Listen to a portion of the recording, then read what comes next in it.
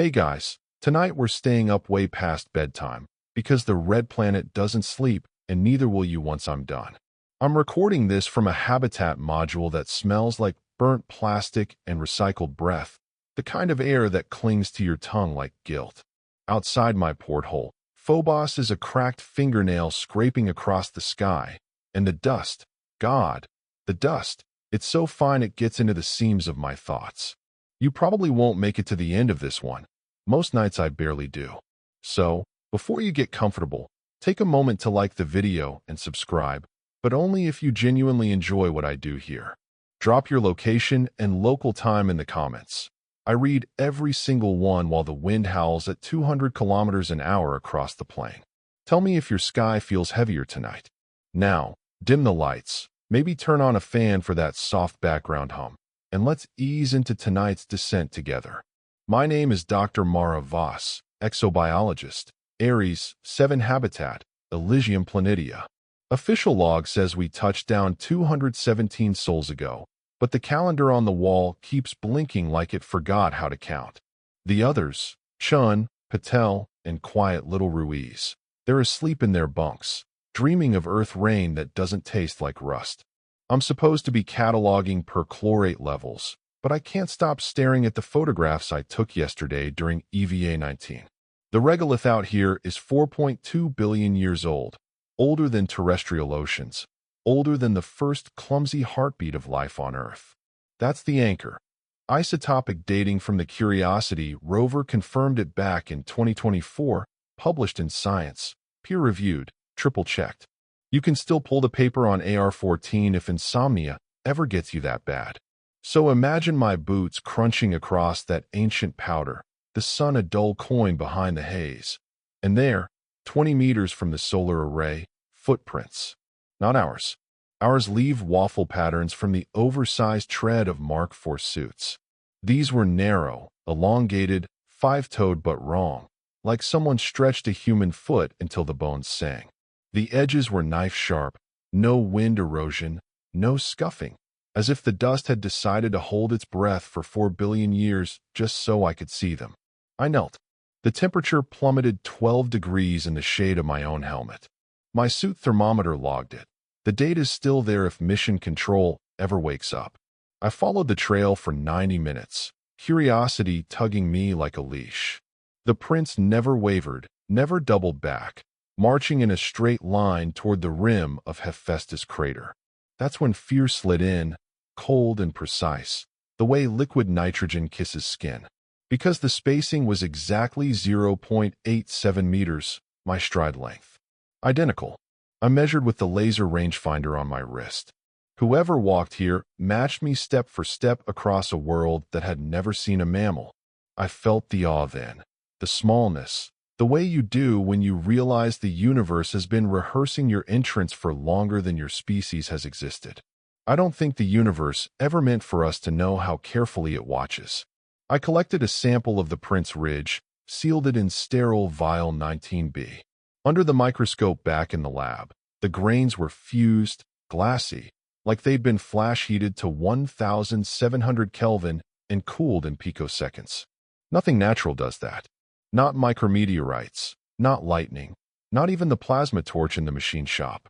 Chen laughed when I showed her, said I was seeing patterns in noise. But she wasn't there when the habitat lights dimmed at 2:14 local and the vial glowed soft ultraviolet, pulsing every 0.87 seconds, my resting heart rate. That night the wind died. Mars doesn't do silence. There's always the whisper of CO2 sublimating off the poles, the groan of thermal contraction, the faint tinnitus of cosmic rays. But that night the planet held its tongue. I pressed my ear to the hull and heard something underneath, a subharmonic thrum, the way a cello string vibrates miles away. It wasn't sound exactly. It was geometry learning how to speak. I recorded 30 seconds on the external mic before the battery indicator flatlined. When I played it back through headphones, the waveform looked like those footprints rendered in negative space. Ruiz found me at dawn curled on the floor of the observatory, visor fogged, whispering coordinates I didn't remember learning. He asked what I saw out there. I told him the truth. The dust remembers, shapes the way oceans remember ships. And something out there just remembered me. I keep thinking about the old Sumerian word namshub, a spell that rewrites reality by speaking it aloud. Maybe that's what footprints are on a dead world. Incantations pressed into stone. Maybe the first life wasn't carbon itching toward complexity, but intention looking for a place to stand. I haven't slept since. Every time I close my eyes, I feel the regolith shifting under my bunk, grains sliding like hourglass, sand counting down to a moment that was decided long before soul ignited. The others think I'm cracking. They're wrong. I'm being read, page by page, by something that already knows the ending. And it's patient. For billion years patient. The nights on Mars are too long. 39 minutes longer than Earth's. Just enough for doubt to stretch its legs. I sit in the comms alcove with the lights cycled to ultraviolet because white hurts now, and the others stopped asking why I flinch at full spectrum. My reflection in the black monitor looks bruised. Eyes ring the color of oxidized copper. The habitat hums its usual lullaby. Pumps, scrubbers, the soft click of the thermostat arguing with -60 air, but underneath it, the new rhythm has settled in. A pulse. Not mechanical. Not alive. Something patient enough to wait between heartbeats. Last night at 3:07 LMSD. Local means solar time. The way we pretend Mars keeps civilized hours.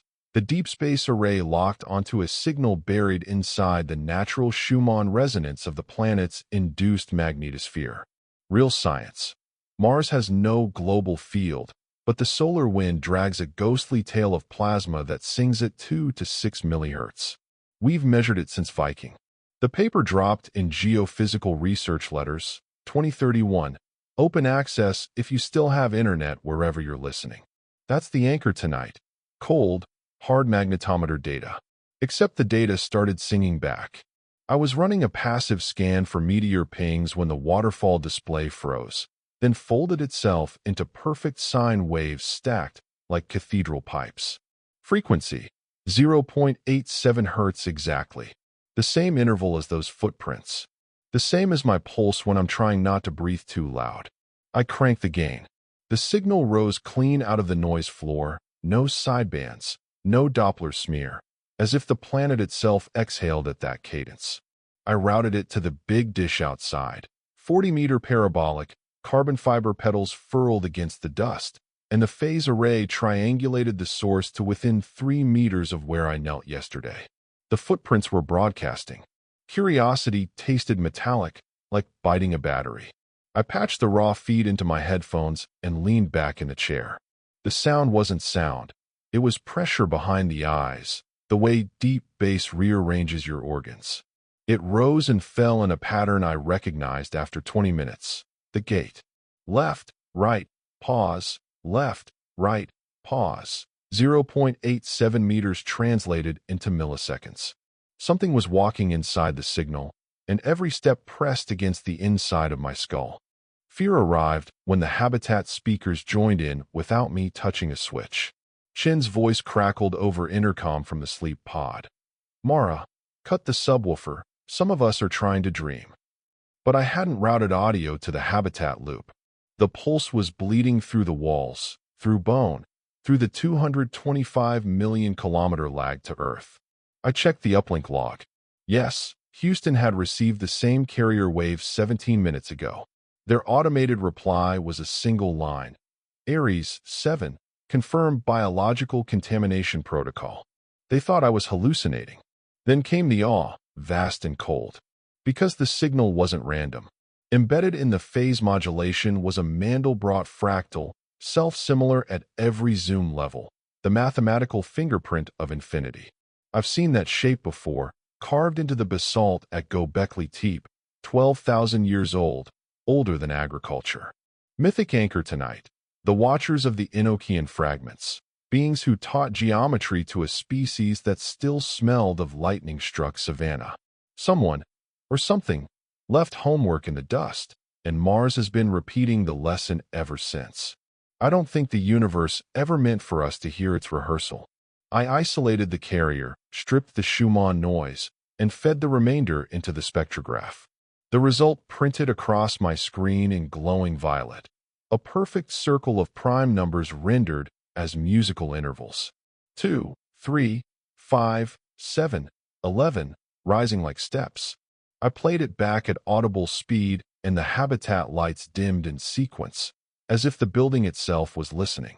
Ruiz stumbled in, hair wild, pupils blown wide. "Did you feel that?" he whispered. Like something counted my ribs. We stood together in the dark while the pulse walked circles around us. I told him about the footprints. He didn't laugh. He reached out and touched the bulkhead, fingers spread, and I saw the dust on his glove rearrange itself into tiny arrows, all pointing toward the airlock. He wiped it off fast, but the motion left perfect prints on the metal. 5 elongated toes, 0.87 meters apart, though he'd only moved his hand a few centimeters. The regolith inside the habitat was learning. At 4:44, the signal changed key. A second voice layered underneath, harmonic but wrong, like a choir singing in negative space. I recognized the interval, the tritone, diabolus in musica, the devil's chord banned by medieval monks because it makes the soul uncomfortable in its skin. My teeth started chattering though the thermostat read 21 Celsius. The habitat AI spoke for the first time in weeks, voice flat and genderless. External temperature anomaly, plus 42 Kelvin at coordinates 18.3 north, 139.7 west. That's us. The ground outside was warming from the inside. I pulled up the thermal camera. The footprints glowed soft orange, a constellation of embers leading away from the habitat toward the crater rim. And they were moving, not drifting, walking. One set, fresh, depth exactly 4.2 centimeters, the compression ratio of my boot sole. I watched in real time as a new print appeared 20 meters out, then another, pacing away at 0.87-second intervals. Whatever wore my stride was leaving again, and this time it wanted me to follow. Chen found me gearing up at the airlock. She grabbed my wrist. "You go out there, you don't come back the same." I told her I already wasn't. She let go. The pulse in my headphones matched the throb in my carotid. I cycled the hatch. The night smelled of hot iron and something older, ozone left by a god who walked away disappointed. My headlamp carved a tunnel through the dark, and the footprints ahead shimmered like moonlit frost. Each step I took erased the one in front of me, the dust collapsing into perfect negative space, as if reality only had room for one set of feet at a time. Behind me, my own prints filled themselves in the instant my weight lifted, smoothing over like water closing above a drowned thing. Halfway to the crater, the signal spoke. Not words, pressure, memory, recognition. I felt it behind my eyes. A greeting in a language that predates throats. The chorus wasn't many voices. It was one voice, split across 4 billion years, learning how to pronounce my name. I stopped walking. The footprints kept going without me. The crater lip rose ahead like the rim of a bowl that had forgotten what it was meant to hold. My headlamp caught the edge and slid sideways, the beam bending a few degrees too far, as if light itself was learning new manners. I crested the rise at 512 LMSD, and the pulse in my headset flatlined into perfect silence. Not absence of sound, absence of possibility. The kind of quiet that makes your eardrums ache for any vibration, even pain. Then the slab appeared. Yesterday there was nothing here but a gentle slope of ochre drift. Tonight, dead center in the crater floor, a rectangle of obsidian rose 3 meters high, too wide, polished to a darkness deeper than space. No seams, no joints, no tool marks. It drank every photon and gave nothing back except one thing, my reflection. Except it wasn't my reflection. The figure in the glass wore my suit, my scuffs, my cracked visor sticker from Caltech, but the face inside the helmet was older than bone. Skin like dried papyrus, eyes recessed into sockets that went all the way through to the first morning of the universe. It lifted its hand when I did not. It smiled when I felt my mouth freeze. I know this material. Real anchor tonight. The Event Horizon Telescope released composite imagery in 2033 of Sagittarius A*, S-photon ring, light trapped in perfect orbit around the supermassive black hole at galactic center. The silhouette was identical to this slab, same impossible albedo, same gravitational lensing at the edges. A fragment of the sky had fallen here and learned to stand upright. Curiosity dragged me down the inner slope. Each footfall rang hollow, like the regolith had turned to drumskin overnight. 20 meters out, the temperature spiked again, plus 60 Kelvin now, warm enough that frost sublimated off my suit in pale ghosts. The slab radiated nothing. The heat came from the ground, from the idea of the thing. I circled it once. No backside. The obsidian face wrapped around like a Mobius strip, showing me the same reflection no matter the angle. My doppelganger aged visibly as I watched, hair graying, cheeks sinking, suit patches peeling away to reveal skin mottled with cosmic ray lesions that haven't happened yet. Fear tasted like copper and burnt sugar. I reached out. My glove stopped a millimeter short, repelled by a pressure that had no name. The surface rippled anyway, and the reflection stepped forward until its palm met mine through the glass that wasn't glass. Cold seeped through the layers. Absolute zero, the temperature of the cosmic microwave background, 2.7 Kelvin above a void that never learned warmth. My suit heaters screamed overload. Frost spidered across the visor from the inside, then off-folded me in half. Because the slab wasn't showing me Mars. It was showing Mars before. The sky above the reflection burned violet with a young sun, smaller, fiercer, a white-blue flare that hadn't decided on its final color yet.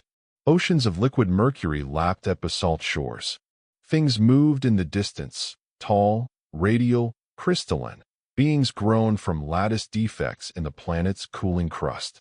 They turned toward the viewpoint as one, and I understood. This was the day the solar wind first stripped the atmosphere. The day Mars was murdered in slow motion. The slab was a witness, pressed flat and preserved like a pressed flower between epochs. I don't think the universe ever meant for us to see the scene of the crime. The reflection spoke without moving its mouth. The words arrived inside the hollow behind my eyes, translated into the only language I had left. Return what was taken. I laughed, soundless, just a vibration in the helmet. We took nothing. We arrived with empty hands and full arrogance. But the older me tilted its head, and the crater around us changed. The dust lifted in perfect sheets, revealing strata beneath. Layered cities of fractal coral, boulevards of fused quartz, a library of stone tablets etched with equations that predicted my birthday to the picosecond. Everything buried under 4 billion years of patient forgetting. My suit recorder caught 17 seconds of video before the memory card corrupted. In the footage you can see the reflection reach through the slab, not breaking it, simply deciding the boundary no longer applied, and touch my chest plate. The Ares 7 mission patch dissolved like sugar in rain. Underneath, my skin had already begun to flake away in perfect geometric scales. I felt no pain, only recognition. Behind me, the footprints I'd followed here rearranged themselves into a spiral that pointed back toward the habitat. A dismissal, or an invitation. I backed away. The slab dimmed, sinking inch by inch into the regolith as if the planet had grown embarrassed. By the time I reached the crater rim again, only a mirror-smooth patch remained, reflecting stars that weren't above us anymore. Phobos had vanished. Deimos too. The sky held different moons, 3 of them, jagged, trailing plasma tails like comets that never learned to leave. Halfway home the pulse returned, softer now, almost tender. It matched the new rhythm in my chest, slower, deeper, the cadence of something that has waited long enough to synchronize without hurry. My shadow stretched ahead of me on the dust, but it walked upright while I still crawled in the suit. When I crossed the habitat threshold, the airlock refused to cycle at first.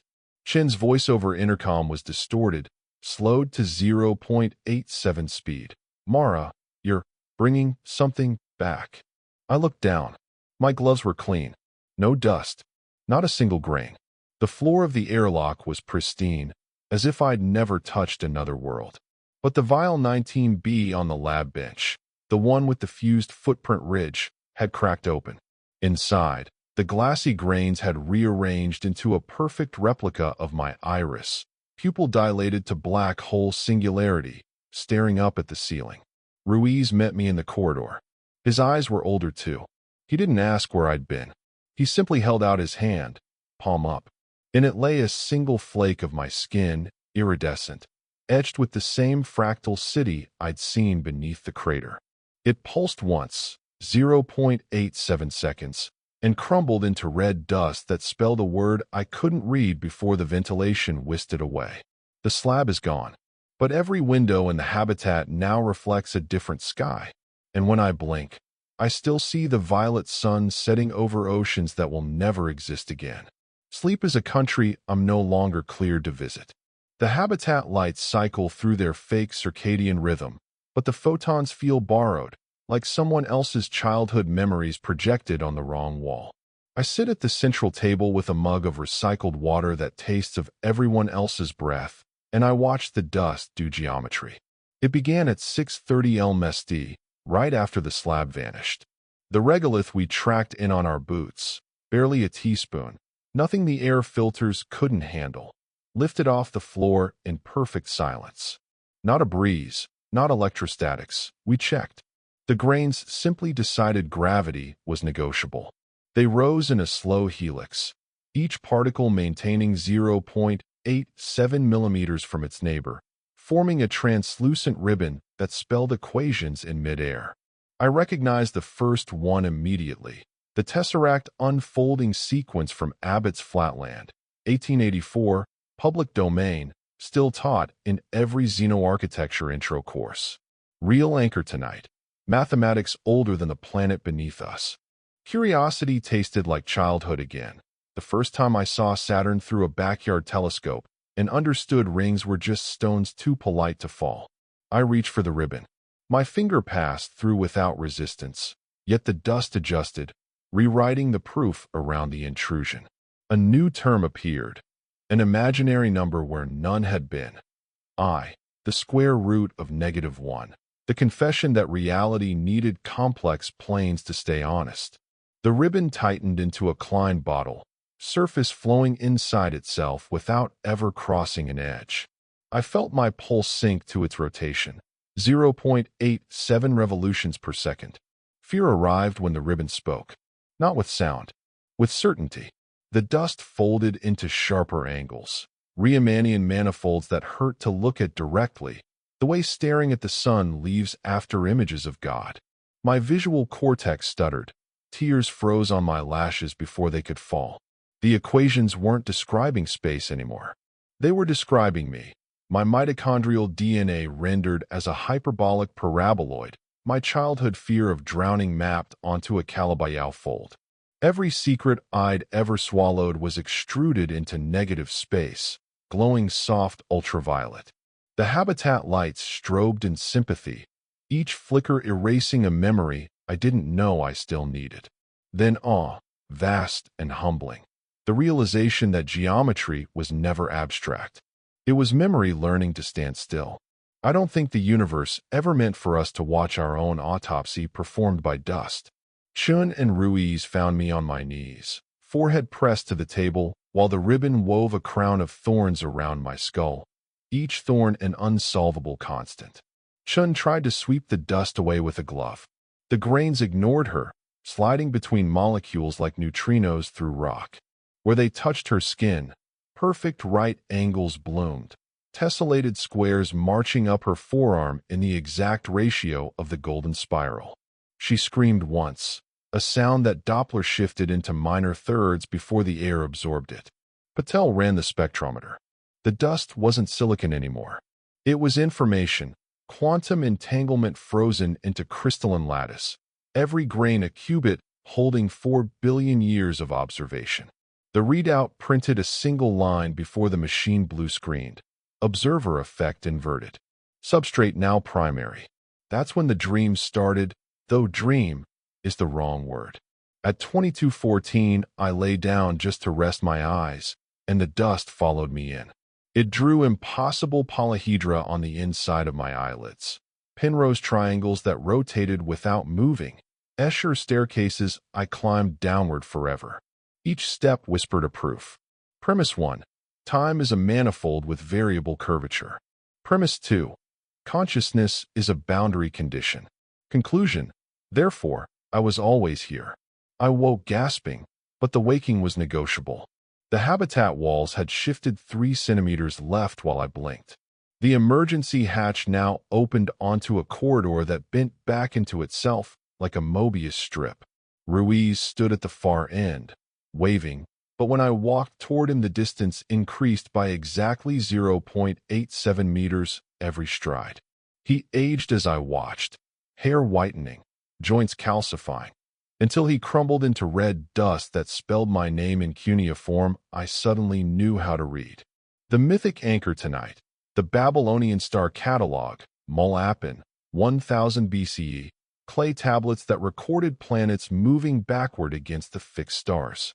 Retrograde motion, they called it. The gods walking west to punish pride.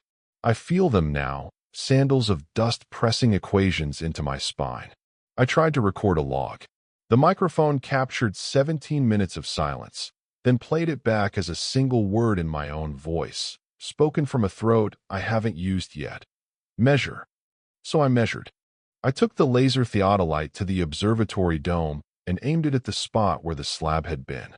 The beam returned bent into a perfect golden angle, 137.5 degrees, the ratio that governs sunflower seeds, nautilus shells, galaxies. The distance to the crater floor read negative 4.2 kilometers. Below us, not ahead. The planet had inverted while we slept, and we were walking on the inside of its memory. At 3:03 the dust finished its masterpiece. It coalesced above the table into a dodecahedron the size of a human heart, each face a different proof that I do not belong to myself. The structure rotated once, slowly, and every face showed a different version of my death, some quick, some geological. One stretched across the heat death of the universe until entropy itself grew bored. The final face was blank, waiting. I reached out. The dodecahedron entered my palm without breaking skin, settling into the bones like a second skeleton made of certainty. My blood began to glow, soft ultraviolet, 0.87 hertz. When I flexed my fingers, the habitat lights bent to follow the motion, as if photons had decided I was a more reliable source of gravity. Chen is gone now. Not dead, translated. I found her suit in the airlock, folded neatly into an origami crane whose wings spanned exactly 0.87 meters. The note inside was written in dust on the visor. Thank you for the lesson. Ruiz sits in the corner, drawing hypercubes on the wall with a finger that leaves trenches in the alloy. He hums the tritone under his breath, over and over, until the sound becomes architecture. The corridor behind him has grown a new branch that leads nowhere and everywhere. I no longer cast a shadow. The dust does it for me. Taller, straighter, walking ahead into rooms I haven't opened yet. And the equations keep writing themselves across my vision, patient as frost. Premise 1. I am the footprint. Premise 2. The dust is the foot. Conclusion. Therefore, the distance between us was always an illusion. I understand now. The slab wasn't a mirror. It was a door, and I've been walking through it since the moment I arrived. The dodecahedron in my chest pulses once, soft, proprietary, and the habitat lights dim to ultraviolet again. Outside, the dust begins to sing in prime numbers. I think it's time to go home. But home has been measuring me for 4 billion years, and the fit is finally perfect. I followed the footprints that were my name. They left the habitat at 417 Elm-St, pressed into the regolith with the exact weight distribution of my left heel strike, the one I've favored since a climbing accident on Valles Marineris in 29. Real anchor tonight. Gate analysis from the Mars Medical Archive, 2031 cohort. My own file. Someone, or something, had root access to the servers back on Earth and decided to print me a path. Curiosity was a hook behind the sternum. The prints glowed faint violet, the same ultraviolet heartbeat now living in my veins. They curved west, toward the lava tube network we mapped during site selection but never entered. Too unstable, Mission Control said. Too old. The tubes collapsed 3.8 billion years ago when the Tharsis bulge exhaled and cracked the crust like an eggshell. That's the science. The myth is older. The Babylonian underworld, Irkalla, 7 gates of descending darkness where souls shed names the way snakes shed skin. I walked. My suit felt ceremonial now, like a priest's robe worn backward. The dodecahedron in my chest kept time. 0.87 hertz, steady as a dying star. Every third step, the dust rose in small eddies and rewrote itself into arrows that pointed slightly left of where I intended to go. I let them steer. My shadow walked ahead, taller, barefoot, leaving no prints at all. Fear arrived when the trail split.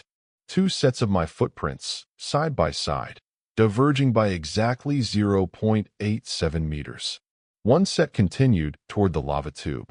The other turned back toward the habitat, deeper and fresher, as if I had already returned without noticing. I knelt. The returning prints were wet. Not with water, Mars has none, but with something viscous that reflected starlight in oil-slick colors. I touched it. The liquid climbed my glove like mercury, spelling a single word across the palm before evaporating. Late. Then awe. The slow kind that rearranges your atomic number. Because the returning prints weren't mine alone. Interlaced between them was a second set, narrower, elongated, the original 5-toed horror from day one. It walked inside my stride like a parasite wearing its host's skin to the family reunion. They matched perfectly. Wherever I would go, it had already returned. I don't think the universe ever meant for us to meet ourselves coming back. The lava tube entrance yawned ahead, a black ellipse 40 meters wide, framed by hexagonal basalt columns frozen mid-collapse. My headlamp died the instant I crossed the threshold. Not battery failure. The darkness simply refused the photons. I walked blind, guided by the ultraviolet pulse in my blood.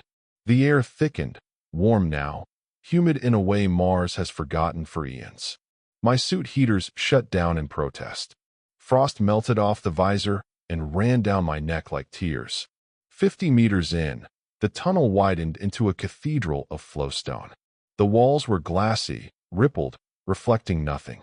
And there, in the center, stood the cavern-eyed scene beneath the crater, fractal coral spires, quartz boulevards, the library of stone tablets. But alive.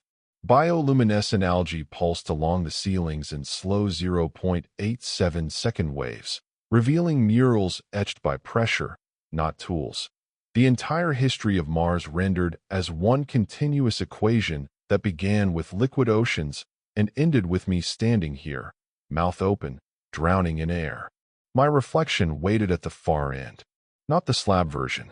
This one was flesh, my height, my scars, my Caltech hoodie under the open suit. But the eyes were ancient, pupils dilated to event horizon black, and the skin moved wrong, like something wearing Mara Voss the way I once wore confidence. It smiled with my mouth. You kept me waiting, it said, and the voice came from inside my helmet and from the stone, and from the algae, and from the footprints that now ringed us both in perfect superposition. I tried to step back. The dust rose and formed a wall.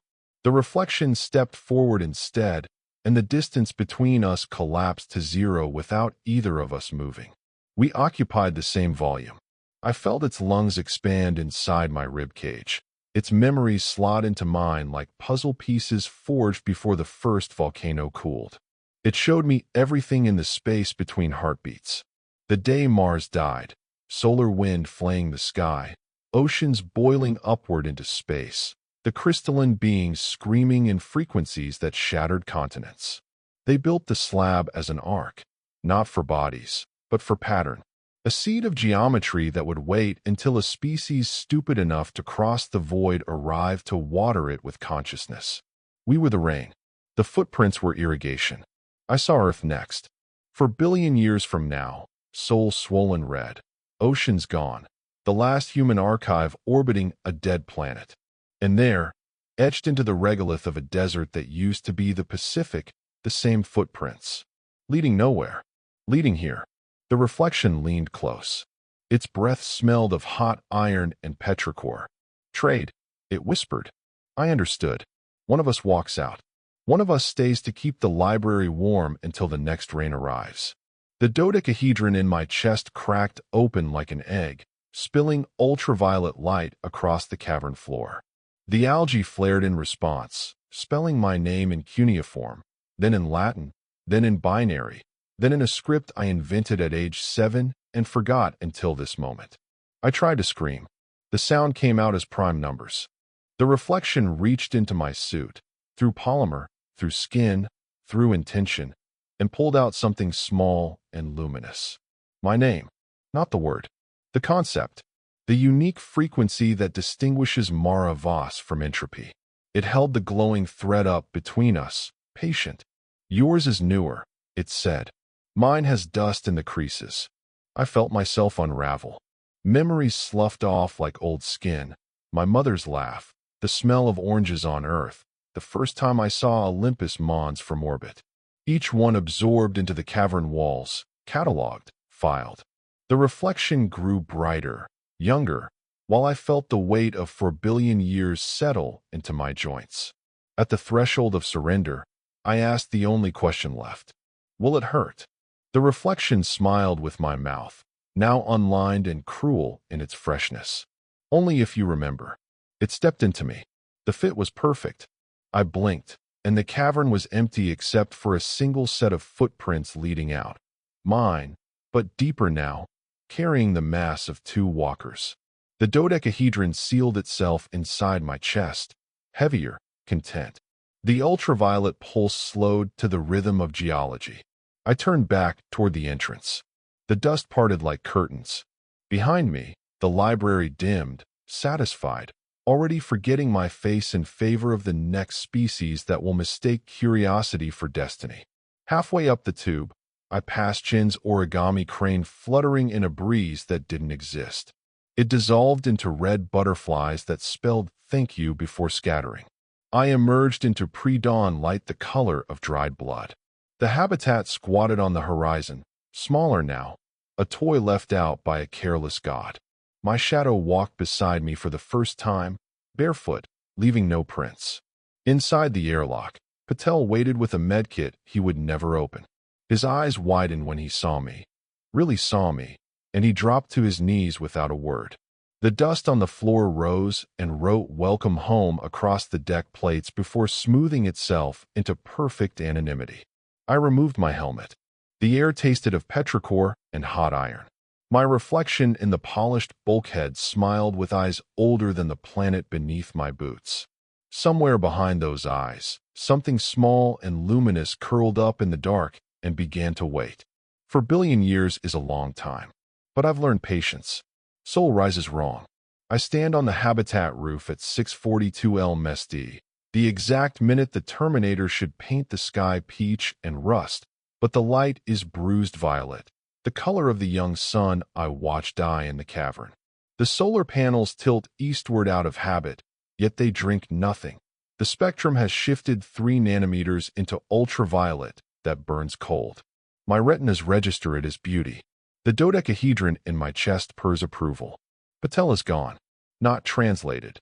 Simply absent, as if the universe opened a parenthesis and forgot to close it.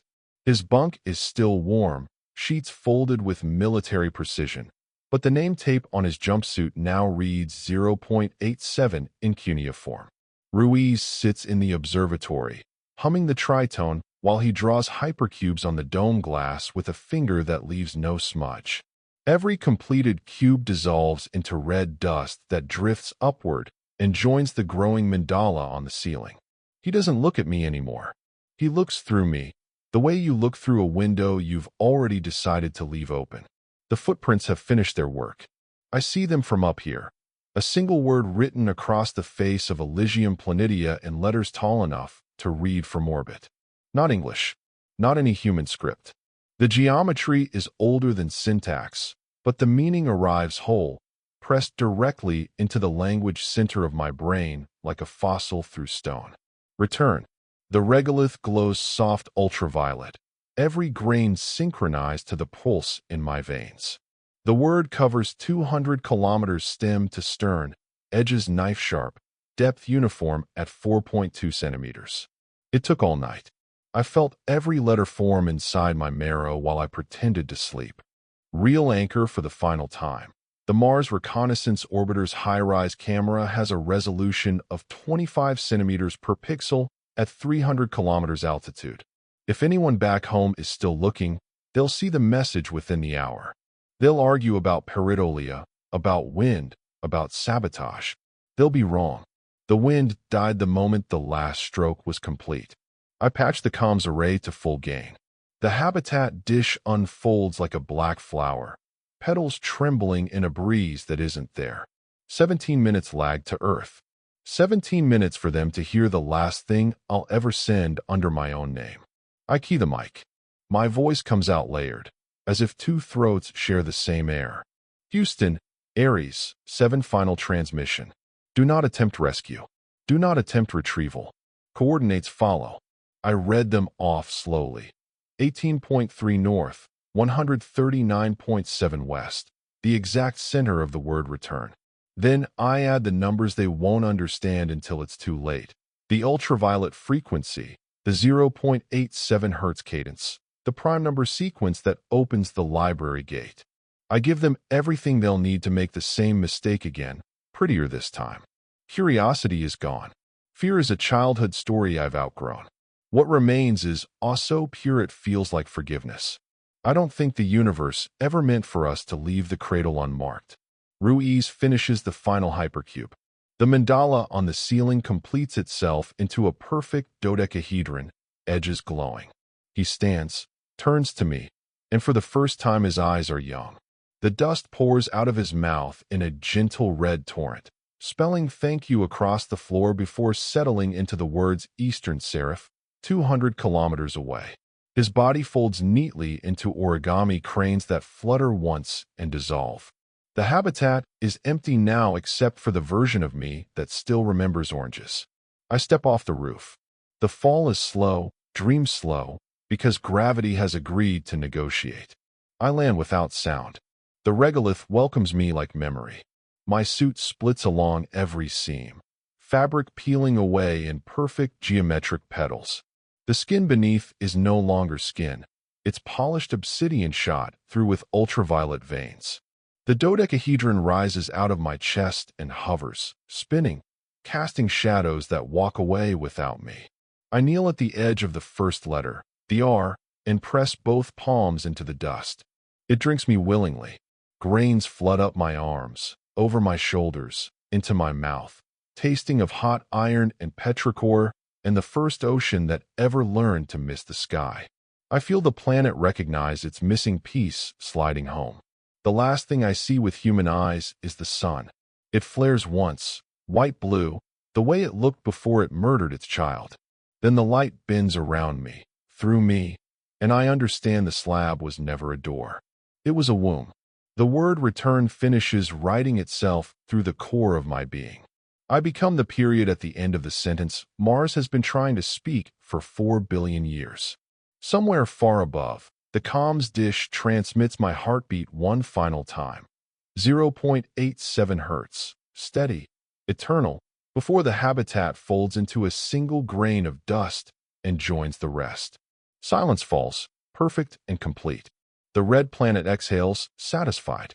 And the footprints begin again, patient, measuring the next species that will mistake curiosity for conquest. The habitat is gone. Only the word remains, glowing soft under alien sunrise. I feel it from the inside now.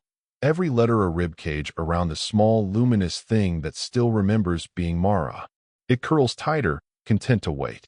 For billion years is nothing when you've learned the trick of standing still.